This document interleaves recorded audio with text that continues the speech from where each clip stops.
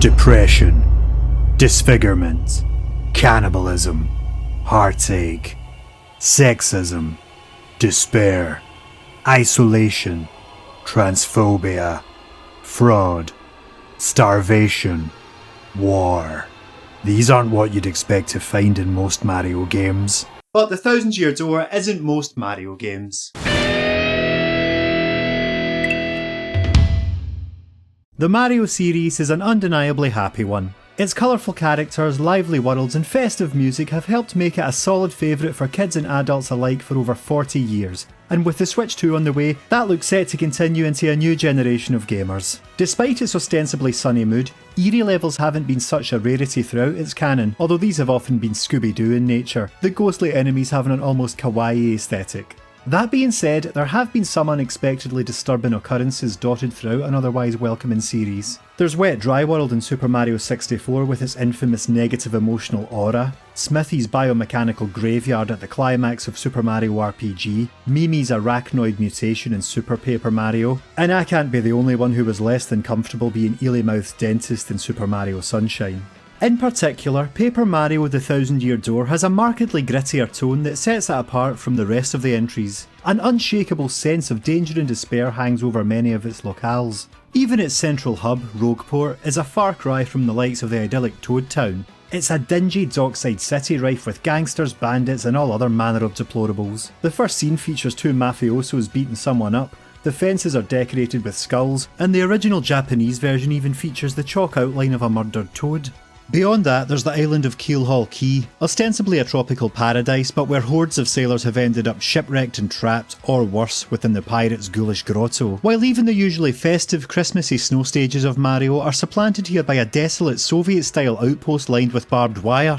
Now, The Thousand Year Door's unique style and sublime writing has made it one of my favourite games since I first played it over 2 decades ago, but there's one section that I think stands out even in an irreverent title such as this.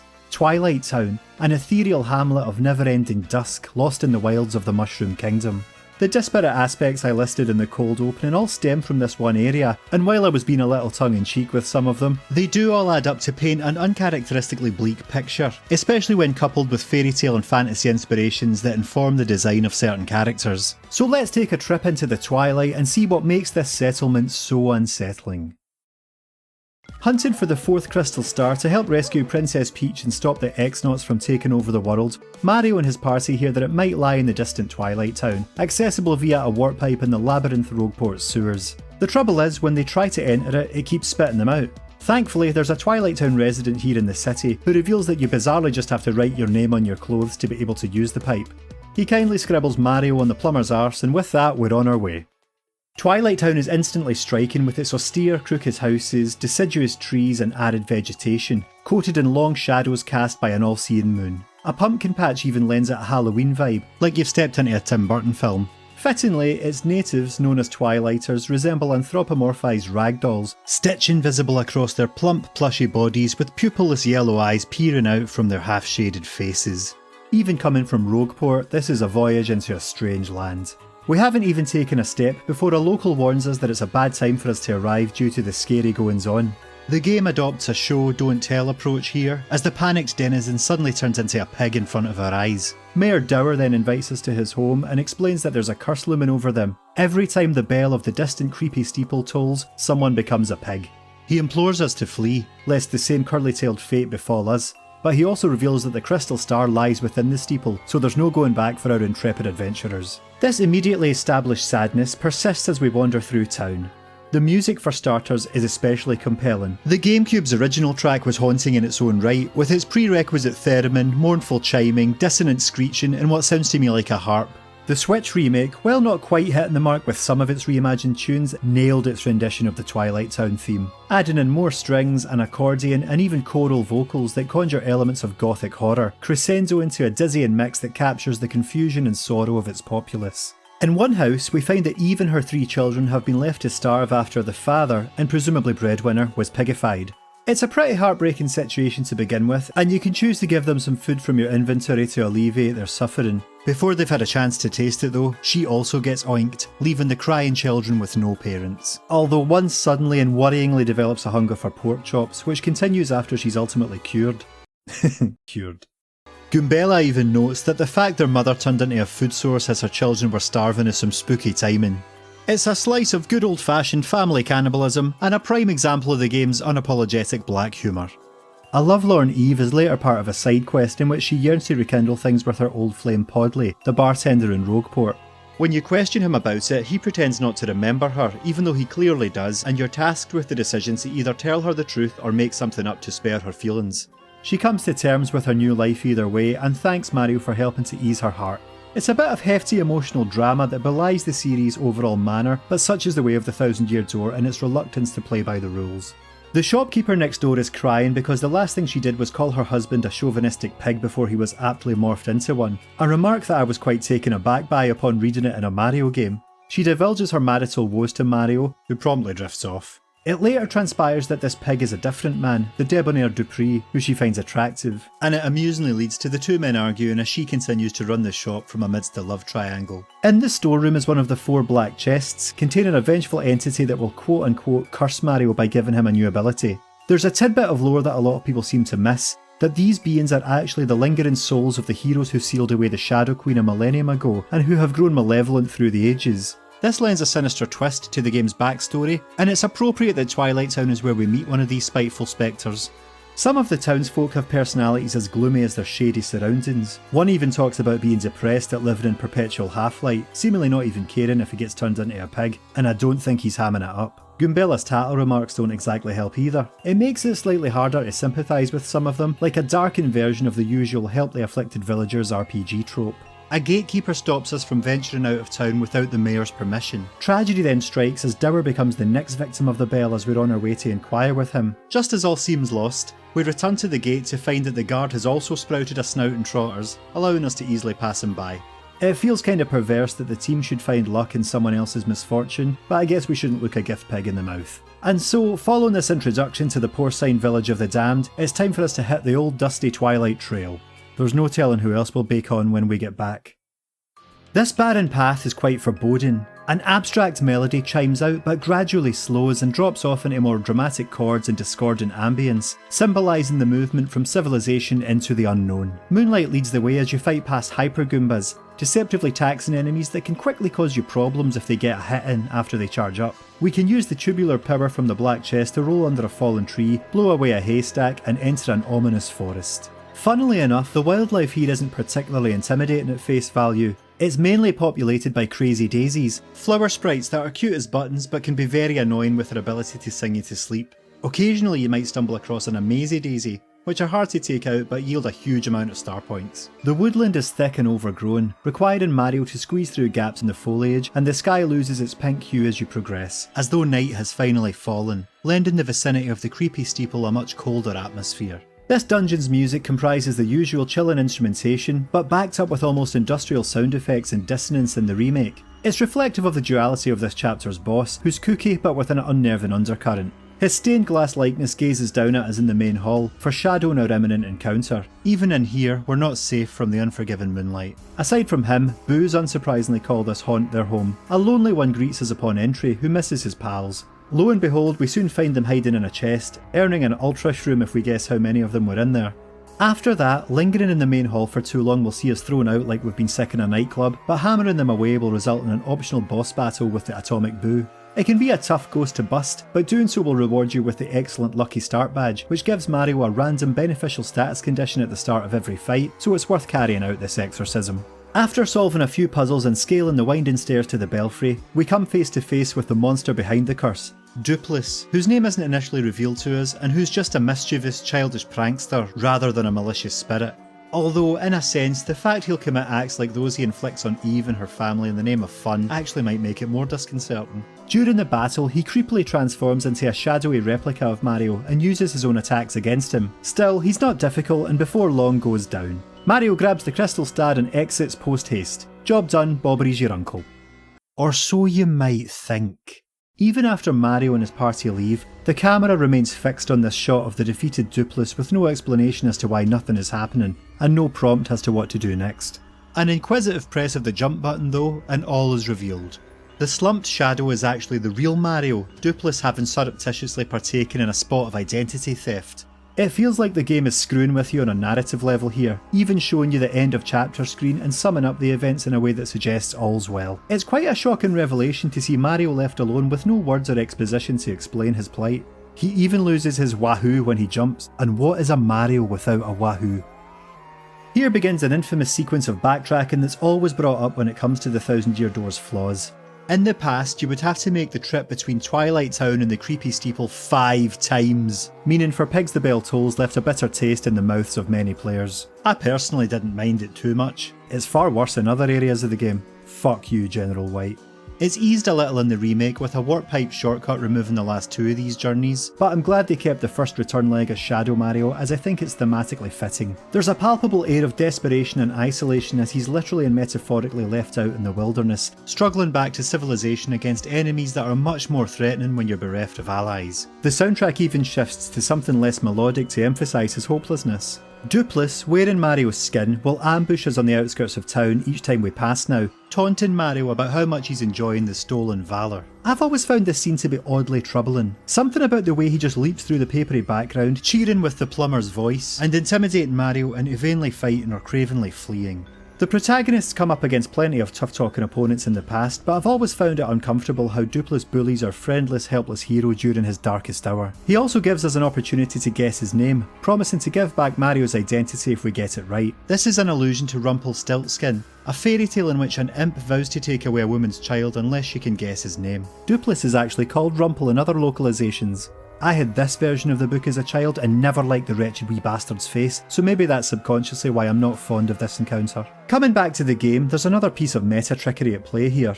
There's no lowercase p on the on-screen keyboard, so we can input Dupless even if we know his name already. He's impervious to damage, so we have no option but to flee each time.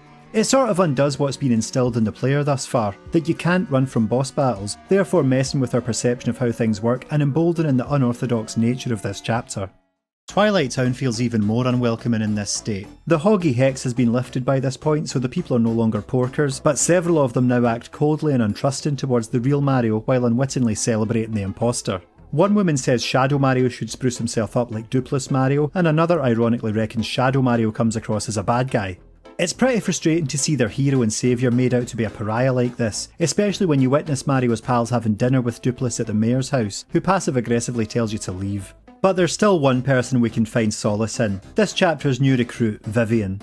She's a member of the Three Shadows, known by the much cooler moniker of the Shadow Sirens in the original. They're a sororal trio of witchy villains who are working with the X-Naughts, and Vivian, the youngest, is frequently picked on by her eldest sister and the group's leader, Beldam. As a result, despite her sweet disposition, she has something of an inferiority complex. She's shown here to be left alone, searching for a super bomb that she's blamed for losing despite the fact that it was Beldam's fault. Vivian is facing the prospect of another punishment when Mario finds the item and gives it back to her, at which she's overjoyed before discovering that it's broken. Despite having faced off in the Boggly Woods, she doesn't recognise him, given his blacked out appearance and inability to reveal his name, but she's touched by his kindness, willing to come to her aid even during his own predicament. This spurs her to finally break away from her mean sisters and help the stranger restore himself and mend his own relationships, declaring that it's the right thing to do. She really isn't anything like her wicked siblings. As nice as the scene is, there's a tinge of unease to it. She's decided to stand up for herself and make a change, but in doing so she's defected in her sister's eyes, albeit under false pretences, which only comes to exacerbate her lack of self-esteem. She can't do right for doing wrong, or wrong for doing right. Notably, Vivian is all but described as a transgender character in the remake, a detail from the Japanese version that was omitted in the English original.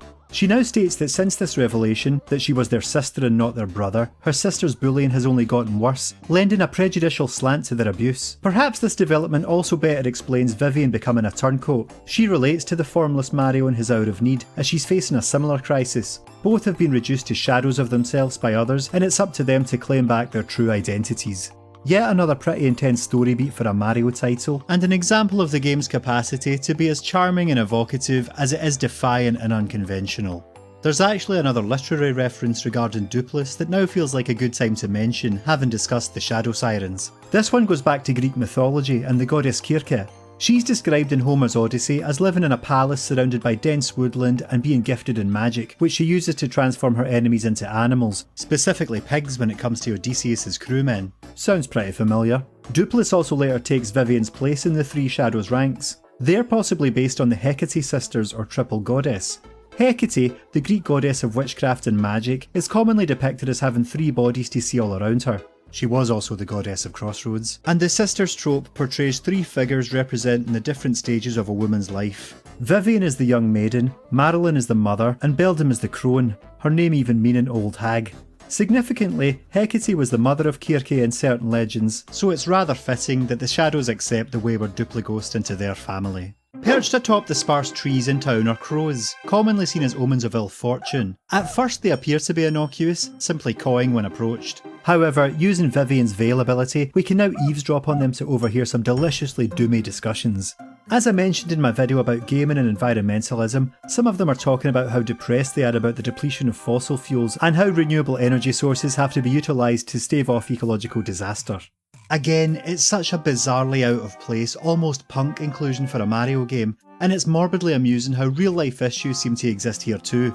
Even if the gang save the world from the Shadow Queen, there's still a potential environmental catastrophe to deal with afterwards. Even crazier is the lonesome crow in the next screen, who laments that the world is too full of pain and broken dreams, and ruminates on the idea that he was only given wings to fly away from an otherwise mundane life. I find this an absolute delight, but fuck me, how bad a day were the writers having when they programmed this Corvid community. One pair let slip that the only one who knows the thief's real name is locked under the creepy Steeple, and so with this new intel we wend our way back there. We needn't fear the darkness anymore though, with our new ally and her fists of fire. There's a secret passage at the bottom of the well that's been impassable until now, but Vivian can pull Mario under the sliding wall to access a subterranean tunnel. This sequence has me written all over it. Ever since I was a kid watching the aforementioned Scooby-Doo, I've always had a penchant for all things spooky, like haunted mansions full of tricks and traps, and getting to experience this in an already excellent game with a unique ghostly partner in tow really scratches that itch. I felt similarly about Boo's mansion in the original Paper Mario. Be sure to check out my video on that one too. And so what eldritch abomination lurks within the abyssal depths of the creepy Steeple? The answer? A parrot. He guards the small letter P that we need and blurts out Duplis' real name when we conceal ourselves, the game having taught us that birds are gullible in that regard. Somewhat gruesomely, if we come back here after his owner has been chased out of town, the parrot is aware that he's been abandoned, seemingly accepting his fate of starving to death. Nae crackers for this, Polly. In another bit of metaphysical tomfoolery, we retrieve a literal lowercase p from a chest here, which we can use to type in Duplis next time we're confronted by him. Although, armed with this new knowledge, it's more like Mario and Vivian doing the confronting. Duplis freaks out at being rumbled, or perhaps rumpled, and dashes off. We chase him back to the top of the bell tower for a showdown against the copycat and our erstwhile teammates, who are still unknowingly devoted to him, and Mario having one of the shadow sirens by his side isn't doing him any favours in convincing them he's the real deal. Upon hearing the fraudster be referred to as Mario, Vivian puts 2 and 2 together and realises she's been fraternising with her enemy. It makes the already unassured girl feel like an idiot, and she flees the scene. The battle starts, and while we can now deal damage to Duplis, having correctly guessed his name, it can still be tough going being 2-on-1, made worse by seeing friends obliviously become foes. However, a few turns in, Vivian has a change of heart. She declares that Mario is the only person who's ever been kind to her, and resolves to defy her cruel sister and continue to fight by his side. It's an awesome, touching moment in an otherwise desperate scenario. A few shade fists later, Duplis goes down, his disguise fails, and Mario reverts to his old self. The bested boss simply calls us killjoys and runs away, again suggesting he saw this whole dire situation as some grisly fun. Goombella, Koops, Flurry and Yoshi apologise, and Mario stands up for Vivian against their bewilderment at the two having paired up together. She's accepted into the fold, the crystal star is recovered, and some figurative light finally returns to the beleaguered town. That is until Bowser's army and the X-Nauts later go to war here and blow the place up.